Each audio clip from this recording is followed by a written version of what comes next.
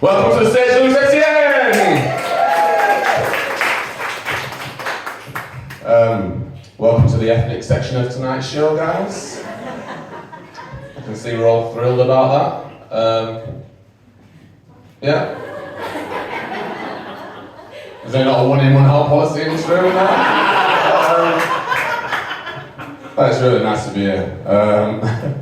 It is. Sometimes I don't come into comedy shows very often. Sometimes you get a minority comedian and they're just talking about white privilege for 20 minutes. That's not going to happen tonight. I don't even believe in white privilege personally.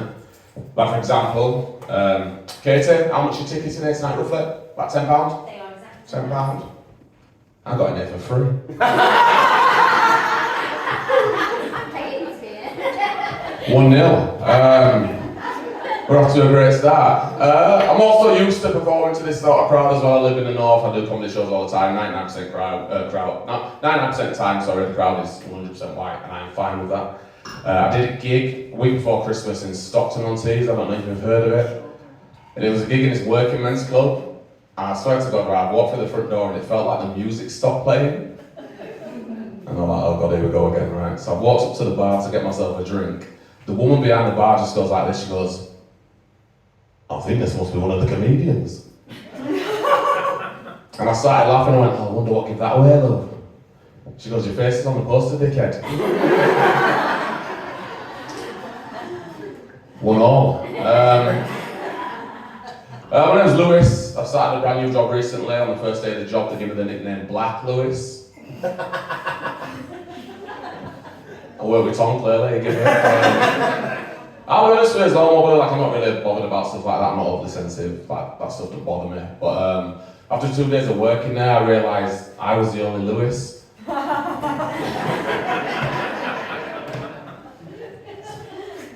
the only black person as well, so I made it doubly weird. 2-1 to somebody, I don't know if you're keeping count now. What I was going to tell you, right, so yeah, the job I started working, you won't be surprised to hear this, is construction. And I started this job like out of the blue. I worked in an office for 14 years. I don't know if you have any office workers in here. Probably got office owners by the look of the area. And I worked in an office for 14 years, my one and only job, and I had a bit of a breakdown, I'll be honest with you. Mental health breakdown at work, quit the job on the spot, started a brand new career in construction, and you guys are probably going to be the first people to hear this. I think I made a mistake. And like, it's not to do with the hard work, I'm fine with the hard work, it's not to do with the casual racism, I actually prefer that. I just can't listen to hard radio anymore.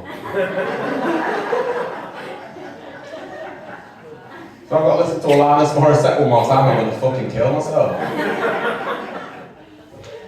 I also want prepared for like the sense of humour change, like 'cause my sense of humour is pretty sarcastic, you'll find out tonight. I worked in an office, people get to know me. I work in construction and I work with the public, and I found this out the hard way. I was in West Yorkshire in a place called Halifax. And we're doing this big shop extension, and I'm on the second story of the scaffolding, and the cutest old woman you could ever imagine, like really elderly old woman. Like imagine the Queen. Not now, a few years ago. She just comes walking over, she beckons me down, she goes, excuse me sir, what is it that you're building? And with my sarcastic sense of humour, I've said, we're building a mosque.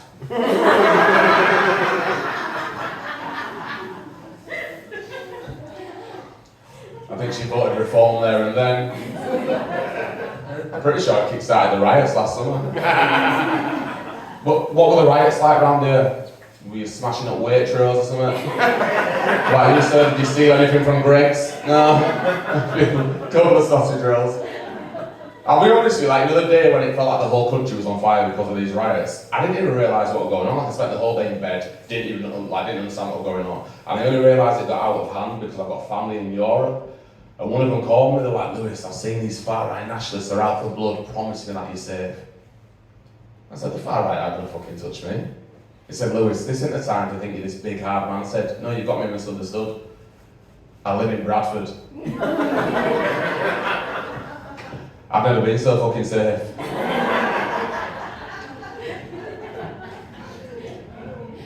The funny thing about it is, I've got got a clip of that joke and I put it on TikTok and I forgot about it. I don't really use TikTok too often. I posted it on there and I went into my local Tesco's, like a little Tesco Express. And I've gone up to the till and the guy behind the till, he goes, brother, are you the guy who does the jokes about Bradford and the riots and that? And I'll be honest with you, it terrified me because he was white. I was like, why are you saying that?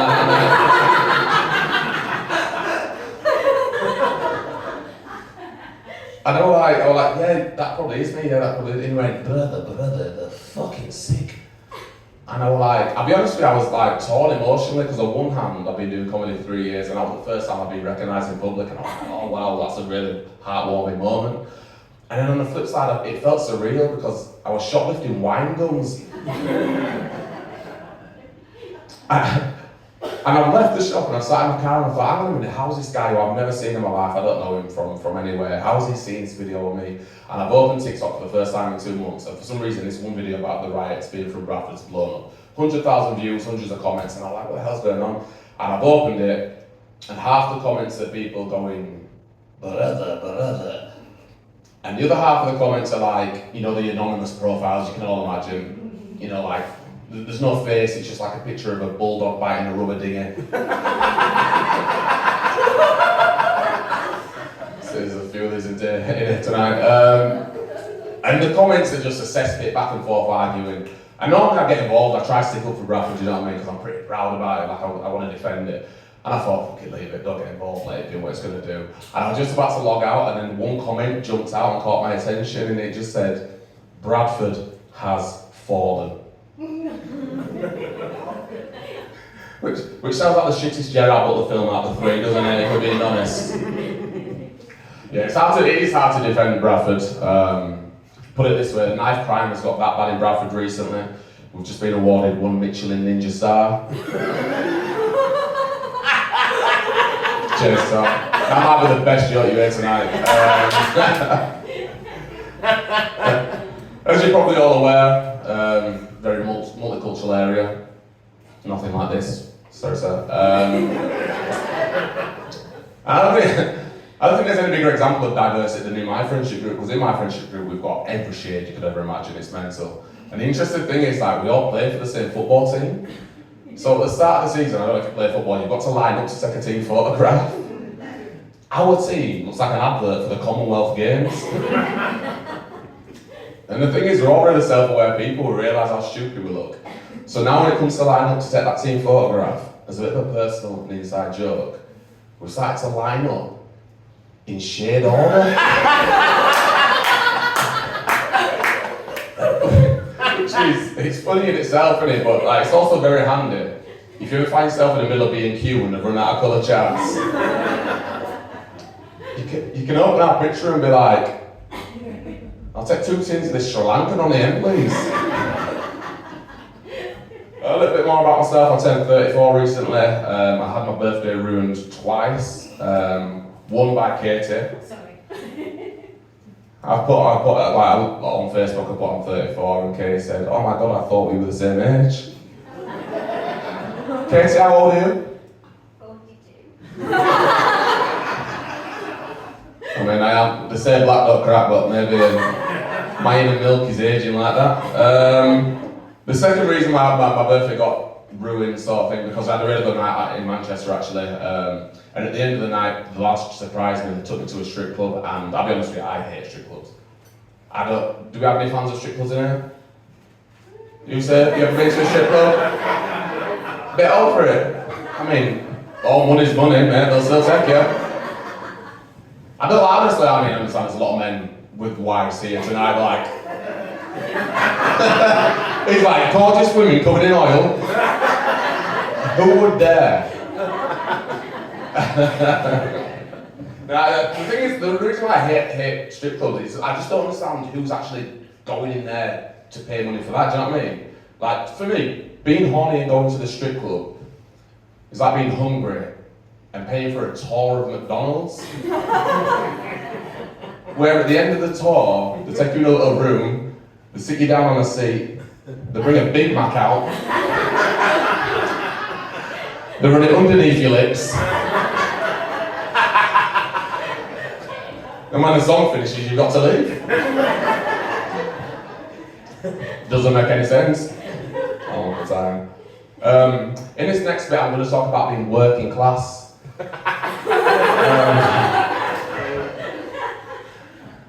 I'm sure some of you can relate. It was such a mindfuck coming in here because it was the most beautiful drive-in. Like even that house there, I don't know if one of you live here. Beautiful house like this, but all the cars are like really average. Like even the man said Honda Civic, but it doesn't make sense, and it's the absolute like polar opposite from where I'm from because Bradford is on fire as a city. Like derelict buildings, everything's crumbling. But if you go outside our local chicken shop, there'll be a Lamborghini there. It don't make sense. I don't know where I'm going. I'm working class, yeah, as I was. As you can probably tell, I'm working class. I actually got took to Edinburgh Fringe Festival as part of the Working Class Initiative, which is really good. Like a really good thing because it's so expensive to be. I don't know if you've ever been. It's really expensive to go up there. But they make you pay for your own accommodation, and the only thing I could afford was a 15-man hostel. What was worse, it was 15 other comedians. And you've already met Tom. So it felt like I checked into Broadmoor Mental Institution. It was a really embarrassing moment as well on the second night. Somebody was overheard in like the shared toilet area, like crying on the phone. They were like, oh, I can't live in these conditions. Can somebody please come pick me up? I need to get home now. And what was really embarrassing was I didn't realise that they could hear me. A little bit more about myself. My name's Lewis. I said that earlier, but like if you see I don't know if you've seen on the flyer, my full name is Louis Etienne. Louis Etienne. Can anybody guess what question I've had all my life? Oh, you might be rich, but there's no education in here, is there? Are you French? Louis Etienne. If I say it in a French accent, it probably makes it sound easier. Louis Etienne, are you French? At least once a month. You know, like when you call the GP, I'll always get, oh, Louis Etienne, are you French? And then I've got to give this really boring conversation. I've got to explain, no, I'm not French, but the black side of my family comes from a country in the Caribbean. It's called Dominica, ex-French colony. As we can see, lovely, really boring explanation to have to give all the time. But from me saying that, some people, the white people, they follow up the response, oh, Dominica, that's a small world. We once went on a cruise.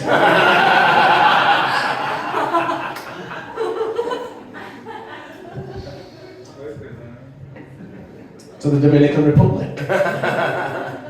And I'm always like, what the fuck has that got to do with what I said, do you know what I mean? Different islands, different people, different cultures.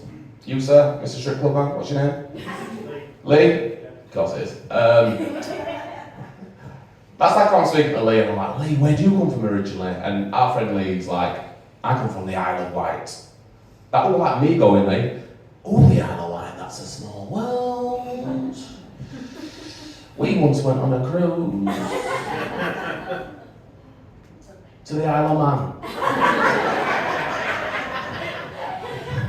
Doesn't make any sense, does it, my friend Lee? No.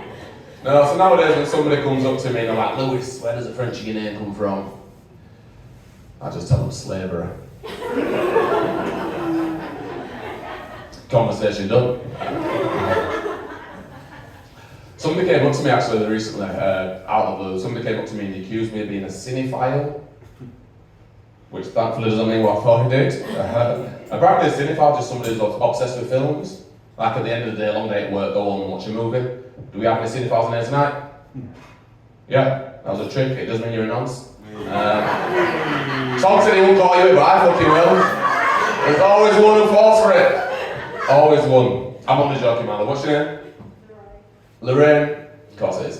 I'm only joking. No, I'm just saying I'm not saying you look like a Lorraine. Of course you're not. I'm only joking. Like a cinephile is somebody who's obsessed with films. My favourite film's The Exorcist. I don't know if you've not seen The Exorcist, it's basically a movie about the devil inside of a 12-year-old girl. Not to be confused with the Jeffrey Epstein documentary that comes out next week. No bad jokes, Tom. When you come back on, that's the bar, they did not like that. Let me get out. Do we have any horror film fans in here tonight? Yeah? Who was that? Lee? Yeah? What's your favourite horror film? Probably it's like Friday the 13th. Friday? Yeah, not bad. Anybody else seen that? No? Do you watch films at all? Friday the 13th, that's the most popular. Have you seen Exorcist? No? Right, it's basically a movie about the devil inside. I'm joking. I don't know if you've noticed this, right? So if you do like horror films, most horror films are set in like derelict, abandoned manors or like rich, a little bit like this actually. Just one time I see a horror film that's set in the middle of a council estate. If you don't know what a council estate is, no, you can picture if it's like a horror film in the council estate where the killer breaks in through the front door. He gets his coat caught on the baby gate. And he gets mauled to death by 2 XL bullies. And the people who live there don't even call the police because there's a cannabis farm in the spare bedroom. See, we've got a few farmers here, Lorraine's loving that. I'm mixed race, as I earlier mentioned. And I remember when I was younger, when I was in school, I heard this mixed race girl say that the best thing about being mixed race is that you get to be racist to both sides. It's fucking mental, isn't it, as a statement? For me, like, the best thing about being mixed race is that you get to like soak up 2 entirely different cultures that are both beautiful, but you get to soak them both up at the same time. Like I remember when I was young, I'd go to a party on a Friday night, you go up to the spread, jerk chicken. Absolutely amazing. You go to a party on a Saturday night, egg and cress sandwiches.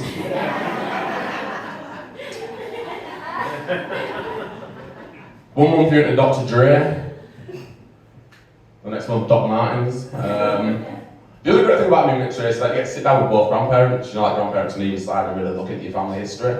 Like the highs and lows. I mean, we don't need to go into all the history, do you know what I mean? You know you did.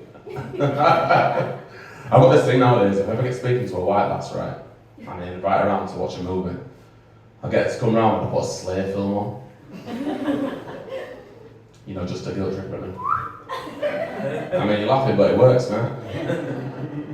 Can't imagine the amount of times I've ended up knocking boots to roots. Right, let's get out of this subject quick. Because of jokes like that, I'm now single. I've been single for a few years now. I think I'm pretty much giving up on it. I feel like it's really hard to meet somebody in this modern era. I got set up with a really gorgeous lass who lives nearby, like really beautiful, great job and stuff like that. After a few drinks, she just let me know that she had a sex toy worth £180. How am I supposed to compete with that? I've got asthma.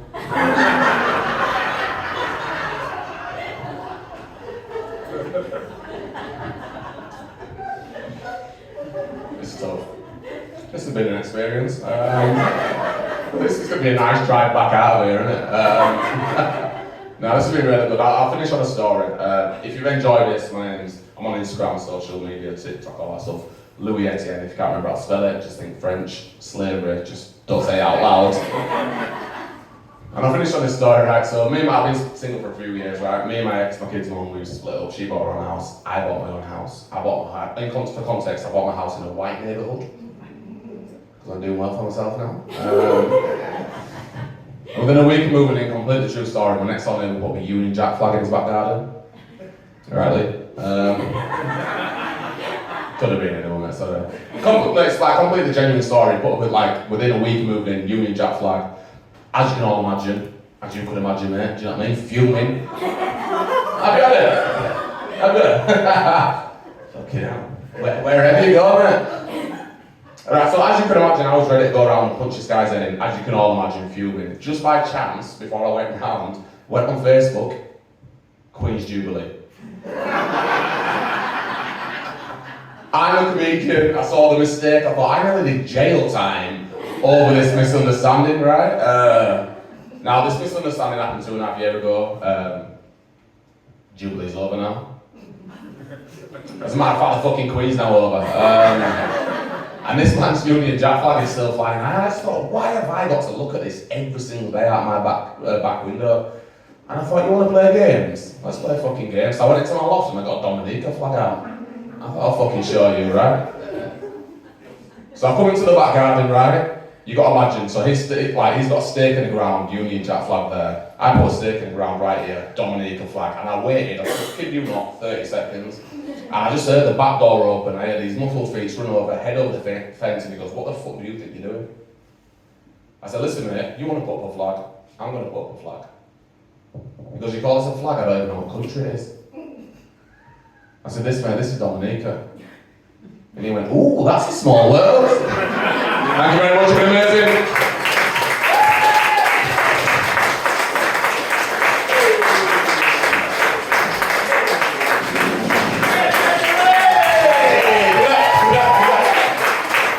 Wonderful. That is the first